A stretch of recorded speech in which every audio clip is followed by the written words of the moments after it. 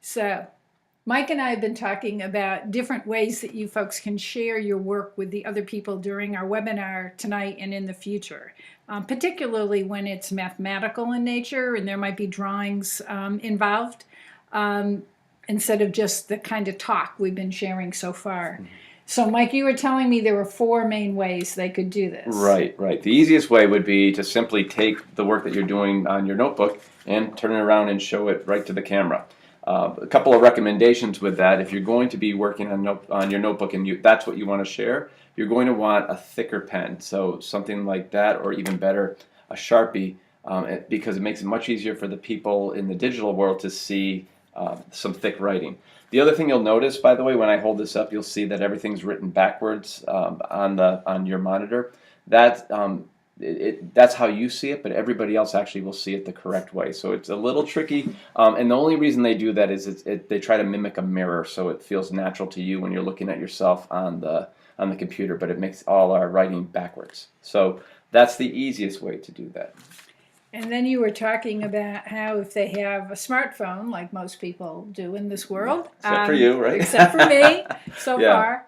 So yeah, another way you could do that is if you had your notebook and or even like if you're using some of your counters or things and you're creating a representation on the desk and you want to capture that, you can use a digital camera or if you have a smartphone and take a picture of it and then upload it to your computer. And the Zoom actually has this really cool thing called Screen Share. And Screen Share lets you share documents that you've uploaded into your computer. So I could take a picture with my camera, email it to myself, and it open it right up on my laptop, and then I can share that image with you. And I'll show you actually how we can do that right now.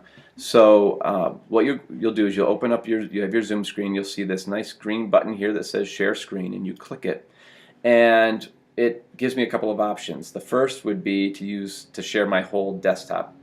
And we don't recommend doing that because that shares everything. Like every time you open an email, anything, everyone who you're sharing with will see it. Like I'm spending time over here looking at all Mike's folders. Exactly. So yeah, you don't want to share your whole world with everyone. So instead, find the document that you want to share. In this case, I have a screenshot that I created. I'm going to share that. I'll double click on that. And the view will change for you once you do that. So you're going to see on this tutorial video, you still see my whole desktop. Just know that that's because you're seeing what I see as someone sharing my screen. Right. The Zoom audience is only seeing what's around this green box. So they only see this document. If I move the document around, they don't see any movement. It's just they see this static document. And you can simply talk to people about what's there and just share that piece of work or representation that you have. But if you want to actually go a little deeper with this, Zoom actually has this annotation feature which allows you or others to start marking up your work. So I want to show you how to do that now. So within your share screen view that you have, if you take your cursor and bring it up to the top, right by that green ID number, a drop-down menu is going to pop up, and that's where you'll see this option to annotate. So you click on that, and it'll open up a whole suite of tools here with some options that you can do. So I'm going to start with the first one, which is just the mouse. But the other people are still just seeing this. Correct. Right? Yep. Okay. They only see what's on the actual screen itself. They don't see any of this other stuff. So the mouse just allows you to move around. You can't actually do anything other than like highlight boxes. It's not particularly helpful, but it is good when you want to move something around. So I'm going to actually click on the screen to get that off. If I want to actually draw to highlight something, you go to the draw button, and when you click that, again, more options show up. And so some of these probably look very familiar to people. The main ones are just free draw. So if I wanted to take like a thin line and just circle the factors in this particular representation, I can do that. I can instead use a straight line if I needed to. If I wanted to make connections and not have the squiggle marks, I can make a straight line tool. You can use the arrow tool to point out a particular part of the representation you want to share. and then, I mean, you can kind of see how the rest all work out. But one thing you said earlier is that it isn't just you as the author of this that can do that. That other Right. people in the group Exactly. could do it. Yeah. So Virginia, if you were on another computer and you wanted to highlight a different piece, if you're really interested in this orange section up here, that on your own annotation tools, you'd find it in the same place. So up on your screen, you'll see this button that says More when someone else is sharing their screen, and that opens up these same tools for you. So then you could say, for instance, use the box tool and say, I'm really particularly interested in this section here, or Yeah. however you want to use the tools. And it's kind of hard now for us to walk through why we'd want to do some of this stuff. But I'd be drawing on your screen, but it Mm-hmm. would be a sort of a common screen for everybody in the webinar to be looking at. Actually, so everyone who's in my group would see everything that we're marking up. Right. So you could have, if there's Either- 5 people in your group, 5 people marking up your screen. A couple other quick features. You can do the undo feature, which basically just gets rid of like your last steps. You can kind of Right. walk through and remove things. You can redo them. And those are ways that you can erase. They actually have an eraser tool, so you can just basically go on top of something and click it. You don't have to actually scribble through like an eraser. This kind of works as like the nuclear option, just gone. Everything's gone. And then the other one that's really helpful is the Spotlight tool. This is right here. You click on that, and you have the choice of using like a highlighter or like a flashlight kind of tool. And what this turns your mouse, your cursor into is like a little glowing orb here that you can just, as everyone who's looking at this document, you can just walk them through. If you're saying, well, I counted 1, 2, 3, 4, 5, they can follow the bouncing ball, so to speak. And the other Spotlight tool is an arrow, which allows you, if 4 of us are trying to comment on a particular section, you can Right. click on it, and it actually labels your name, Oh, so we wow. can see different That's people. cool. Yeah, That's it's really pretty cool. neat.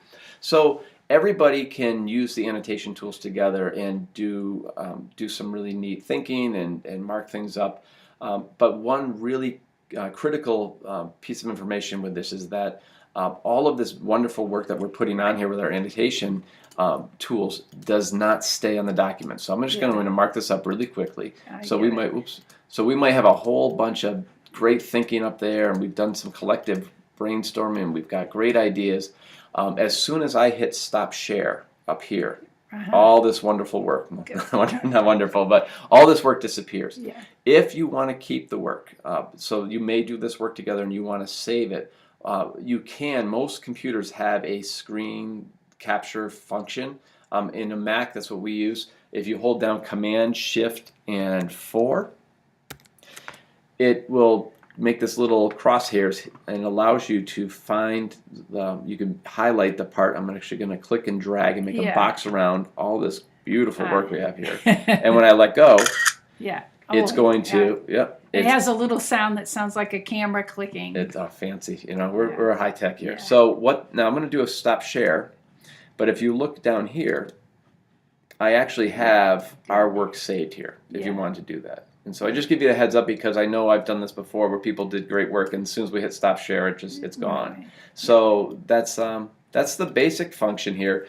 If was you want to there get anything else you wanted to add about that? Yeah, so a couple of other things, and I'm going to just show one other option for people.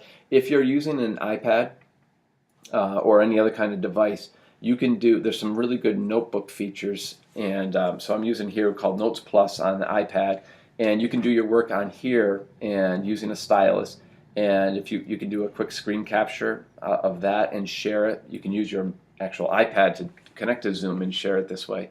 And this is like a real high-tech way of doing this work.